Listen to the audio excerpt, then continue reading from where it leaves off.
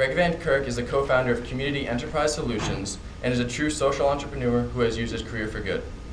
Today, Greg will explain the innovative micro-consignment model that he has successfully created and implemented around the world to help get rural communities access to life-changing goods and services. Among Greg's many accomplishments is a recent award by the Schwab Foundation, who has named him Social Entrepreneur of the Year in 2012 at the World Economic Forum. We're truly privileged to have him here today at UNH. And now, without further ado, please give a warm welcome for Greg Van Kirk.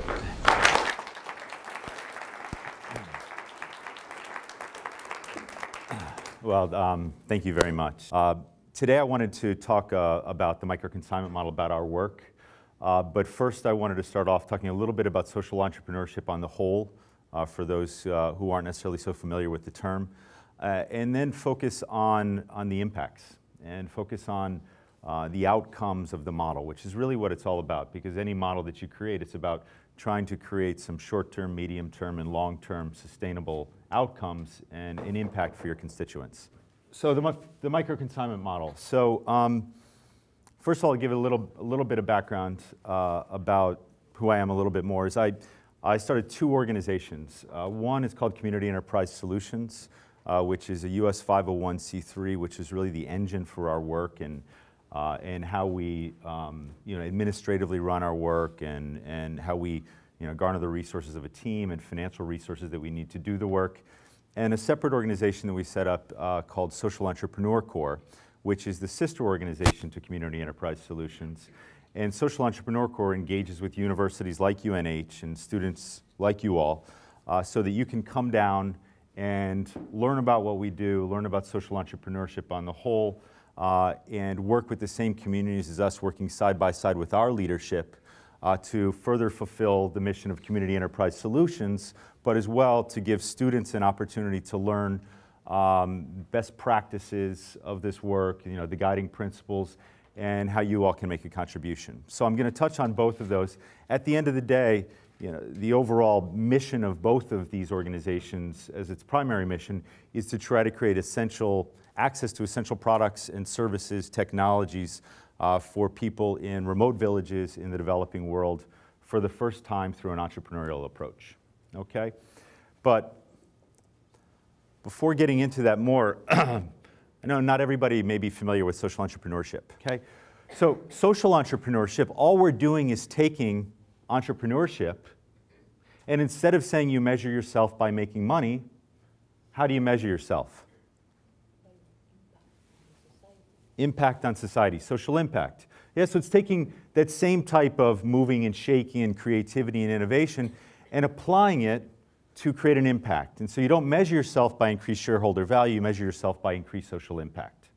Now, two things I think just on that, and then I'll move ahead and get more specific with our work. But one is, what I didn't say is that it's a business. Well, it doesn't have to be a business. As social entrepreneurs work in education, work in the environment, in every field you can think of. In healthcare, it's simply about an approach. It's an entrepreneurial approach to solving a problem. It's seeing a problem and saying, okay, nobody's really doing anything about that, or it's not working as effectively as it can. I'll try to do something and make it work and try to scale it up. Okay? So it's not about a business.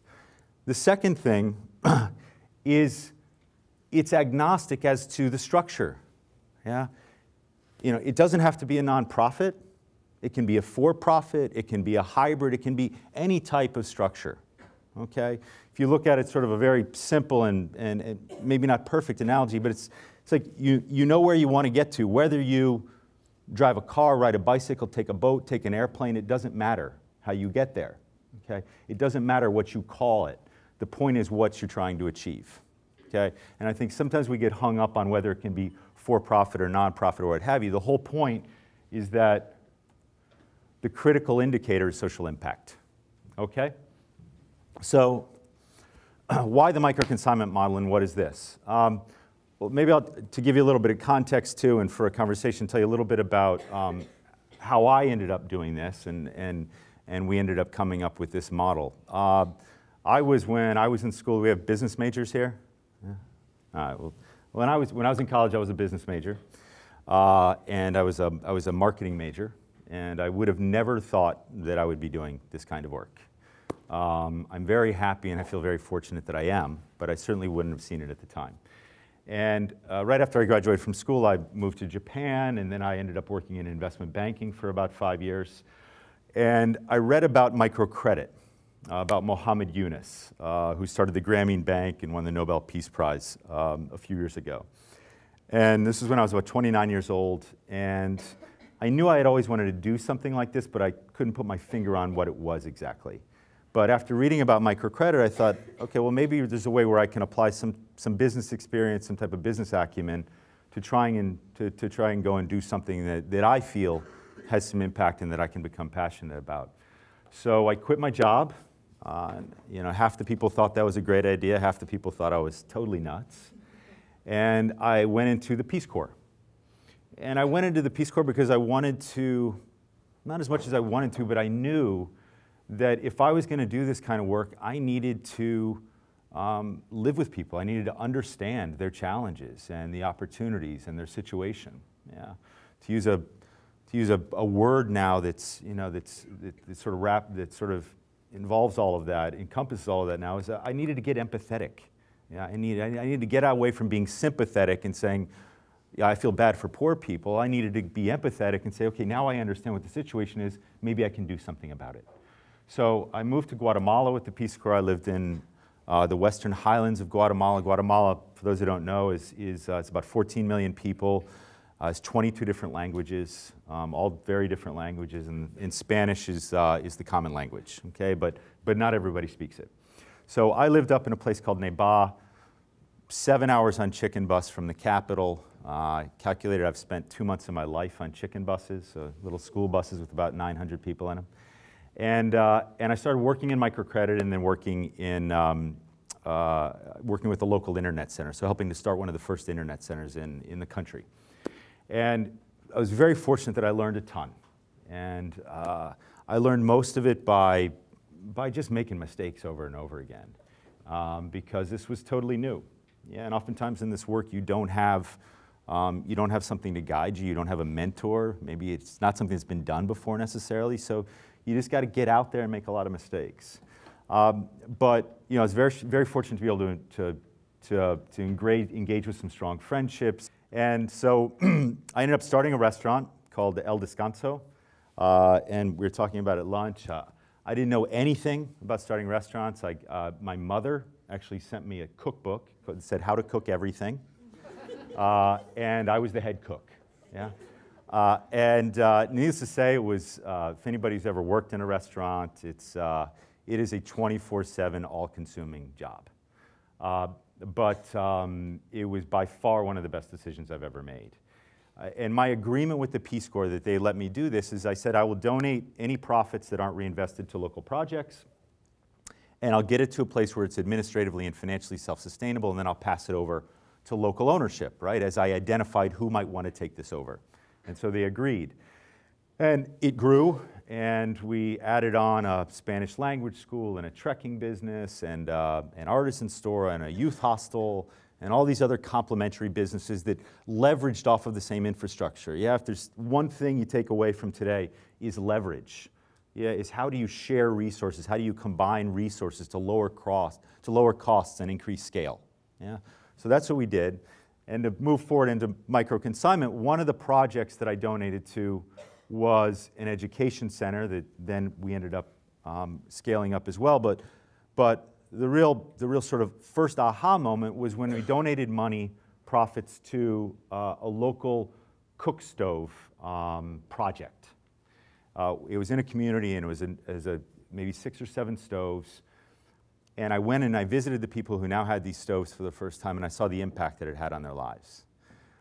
And for those who aren't familiar with it, in the developing world, a majority of people cook on the floor. Okay? So in Guatemala, you have millions and millions of people who cook, a house with 2 rooms, and they cook in a pit on the floor. Yeah. And the inside of the house is black from smoke. Yeah. And if you think about not only the health consequences, and I think pulmonary disease is the #1 killer of people in rural Guatemala in particular, and I think is just a bit behind HIV/AIDS worldwide in the developing world. But not only the health consequences, but it takes forever to cook something, so it's incredibly unproductive. And you also are using, you have to go out and collect wood. The kids have to go out and collect wood, or you have to buy wood, and you have to buy an inordinate amount of wood. So just a simple cook stove has a profound effect on a family's life. And this, to this day, out of everything I've seen and everything that we've done, I still go back to the fact that I think that is one of the most impactful things you can ever do, is to get somebody a cook stove with a chimney so that they can cook efficiently and in a way that doesn't harm their health, and as well with dignity, right? Because so much of this is about dignity. Yeah? So I saw the impact of a stove, didn't have any more money, and thought, okay, why not try to start a stove business? Now, why can't we start a restaurant? Why not try to start a business where somebody goes out and sells stoves? And so I worked with some local people and sort of worked backwards from the problem and ended up figuring out, where all the limitations were, and came up with a model, to empower an entrepreneur to go out who had never been an entrepreneur, somebody who's a first-time entrepreneur, to go out to community and market and sell cook stoves for the first time. Because the only way people were getting stoves was through donations sporadically or not at all. Okay? That worked, much to my surprise, from the start. And so I thought, well, maybe we're onto something. And so when I finished with the Peace Corps, I ended up staying, and my good friend and my partner, Bucky Glickley, joined me. And in the final second aha moment was, we were doing consulting for a number of organizations, and we did consulting for an organization in El Salvador that was trying to empower women to go out and give basic eye exams and sell reading glasses. And reading glasses are somewhat of a misnomer because so many people who need them might be illiterate. Yeah? So 95% of people in the world over 40 years old are going to need reading glasses. They suffer from something called presbyopia. So if you see your parents are doing that's when you need reading glasses. But nobody has them. There's no access to them. Here we can just walk down the street to a local store and get them. But nobody has them in the developing world. So this organization was trying to help people to get them by empowering entrepreneurs. And so I went down there as a consultant because it wasn't working as well as they had hoped. And basically what I ended up doing is, after looking through it all, saying, well, I have this stove model that helps people get stoves. Why don't you try to use this stove model to sell, to empower women to go out and sell reading glasses? And they said, okay, we'll give it a shot. And they did, and it worked. And so that was really, the genesis of the micro-consignment model. And, it started with simply a restaurant. You never know where things are going to start. Yeah. What we discovered was a tool to help people get things for the first time, because, a symptom, and I'm going to talk about what I think the actual problem is, right? But the symptom that we saw was that there was a symptomatic breakdown of no access. Yeah. So you have people cooking on the floor. Yeah. We've already talked about that. You have children drinking contaminated water. Yeah. Women who turn 40 years old and can't weave anymore. Yeah. And people don't have light in their homes. Those are just a few examples, but those are typical, common examples of how people live throughout the developing world, be it Latin America, Africa, Southeast Asia.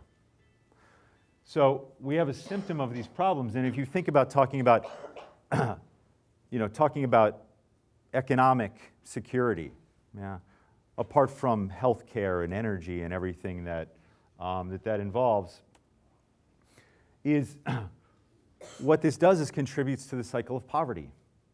All of these things, the consequences are not just today, yeah, but it's about keeping families and keeping their children and their children's children stuck in poverty, right? It's leading these lives of uncertainty where you can't plan for the future. You don't know what's going to happen next because you don't necessarily have the resources to do so. So with the micro-consignment model, basically the idea is that we get people technologies, things that solve these, that address these symptoms, yeah, that keep people from going into poverty or help to lift people out of poverty step by step. Again, not an overall comprehensive solution, but we do what we can do and then try to help bring other solutions as well. So it's getting people water purification buckets or drip irrigation kits, solar lights, near vision glasses, improved stoves. And then I guess the question is, well, what exactly is this thing and how does this work? All right, and I know this is probably going to give you a little bit of a headache, all right, but I'm going to try to walk through this very quickly, okay, on why the micro-consignment model is even needed. So if you look at where we are today and where we want to get to, think about people having access to technologies, to things that have a positive impact on their lives, yeah? Positive economic, health, environmental, and energy impact. That's what we're focused on, okay? Right now, people are getting them through donations, okay? So right now, well-intentioned people from the United States, from Europe, from other places come and donate things to people, right? But, although donations are critical, okay, for certain things, certainly critical in places that are in a relief situation like post-earthquake Haiti, if we think about empowering people to solve their own problems, donations don't work. It's not enough. There's not enough money in the world, even if you believe that was the solution, to get people all the things that they need. You can donate. Where we want to get to is that there's a local store, is that somebody can walk down the street and buy these things. Somebody can go walk in the door and say, yeah, I'm going to get my water filter today, or I'm going to get my glasses, just like you and I can do. Okay? But this is where we are, and to get to here is a long way off. Okay? So we're simply trying to say, okay, where can we play a role in moving that along? Yeah? Where's a gap that we need to fill to create access? And so with microcredit, if I were to take one step back, if you look at microcredit, are you all familiar with microcredit? It's basically, it's supporting women entrepreneurs by providing them access to small loans. Okay? Again, that's what Mohammed Yunus really pushed forward in Bangladesh in the late 1970s, although there have been incarnations of it before that. And so one of the solutions that is practiced all around the world now, and millions of women have now participated and gotten loans from microcredit, is simply for people who already have ongoing businesses, so ongoing concerns. So if you look at microcredit works very, very well when done well and practiced well, okay, for, say, a woman entrepreneur who sees unmet demand, okay, and she needs to buy more things to be able to sell more things. Okay? So if you think about a woman who's making baskets, right? Or she has a small shop, but the woman making baskets, for example, a lot of people want her baskets. And she could be making a lot more money, but she has no access to capital. Okay? So a microcredit organization comes in, gives her a small loan. She can buy more reeds or whatever she needs to make her basket. She makes more baskets and she can sell it. So it solves a problem of access to capital, right? But if you look at what we do, going back to the stove example or solar lights or eyeglasses, it's not simply a question of access to capital, right? Capital financing is necessary but insufficient because there aren't any local distributors, yeah? And there aren't any ongoing concerns. Yeah? So if we were simply to give a woman a loan, she would take that money and do what with it? She can't buy glasses, she can't buy a water filter, there's nowhere to get it. And she wouldn't do it in the first place because nobody's ever bought it before. Nobody's ever sold these things before. Yeah? We're only working in communities where nobody's ever gotten this before. So microcredit doesn't work. Okay? It's perfect for a certain situation, but not for this situation. So the second thing is if we were to have something more robust, it would be micro-franchising. And micro-franchising is a lot like it sounds. Okay? It's a franchise, okay, whereby an organization like ours might say, okay, microcredit isn't enough. We'll import the glasses, we'll get the stoves, we'll get the water filters, we'll identify potential women entrepreneurs, and then we'll go and present them with an overall business. You know, everything that they need to do this. Marketing materials, administrative materials, what have you. Think of Avon, or Mary Kay, whoever said Mary Kay. Yeah? So think about if I were to go to a woman and we wanted to know if she wanted to go out and sell a solar panel with a solar light. Okay, microcredit, not enough. Micro-franchising, okay, if I were to say, okay, do you want to start a business selling solar lighting and solar cell phone charging apart from selling water filters and glasses and all of that? She'd say, I don't know anything about this, and nobody's ever bought these things. Yeah. Say, okay, well, what about this? I'll bring all the stuff in, we'll work together, I'll get it to you.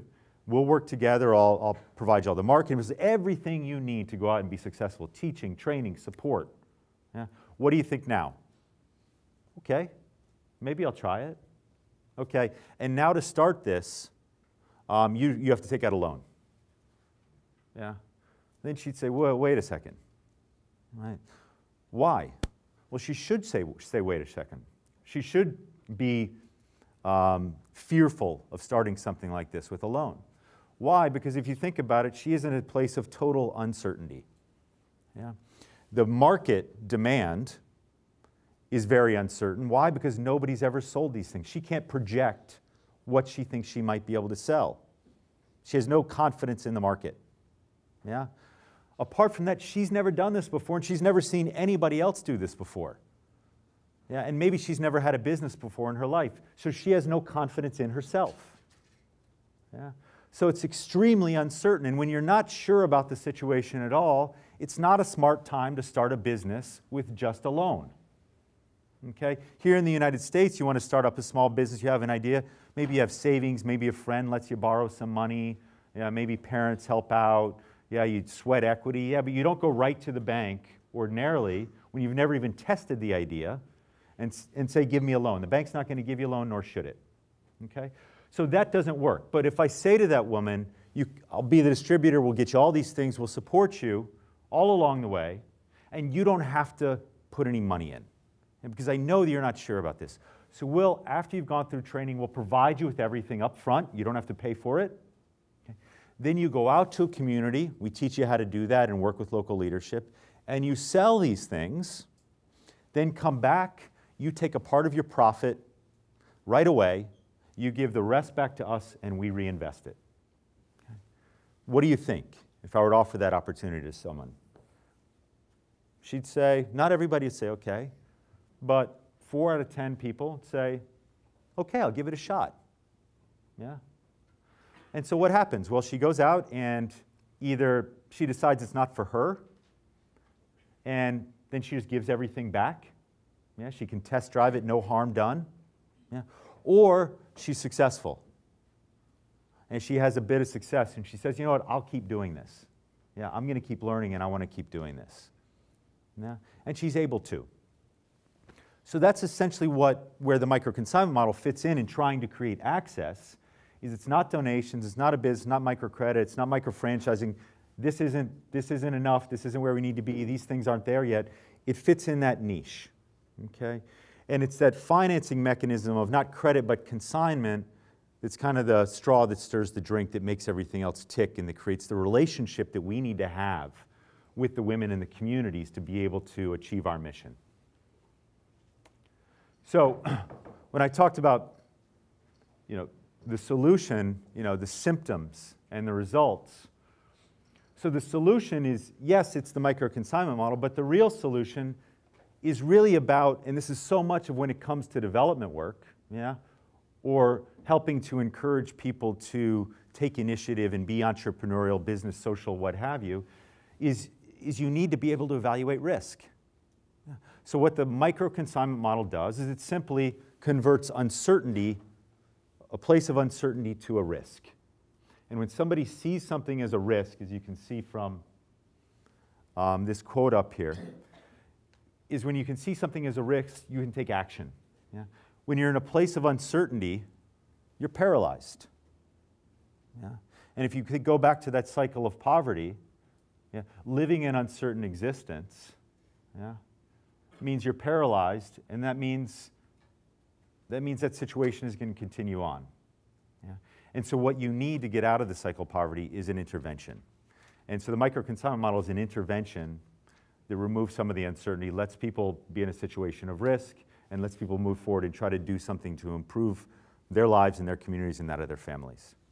In 2005, we created an organization because we knew we needed more help. We needed more people to help us do this. Yeah, development work is about having people who can accompany the people we work with and teach and train and reach out and share new ideas. And so we created Social Entrepreneur Corps. And so for those who are interested in this kind of work, what we wanted to do was provide a means whereby, just like the micro-consignment entrepreneurs, you could go and learn about it and test drive it and see what this work, but what this life in many regards is all about. And so remove some of that uncertainty about the future, or about this field, and about how you can contribute in your own way and participate in your own way. Okay? But also, that it's a way that fits in and is aligned with this, because the whole point of Social Entrepreneur Corps as well, going back to that, helping us, is that we're able to get passionate, enthusiastic, energetic people to come down and work side by side with us to help us create access for people. Okay? So it all fits together, and ideally with the model and that alignment, everybody has a place where they're now more sure in what they're doing, and most importantly, whereby the people that we're trying to serve at the end can have at least one tool, but an important tool, to help them get out of poverty. Okay? So I will leave it there, and thank you all very much.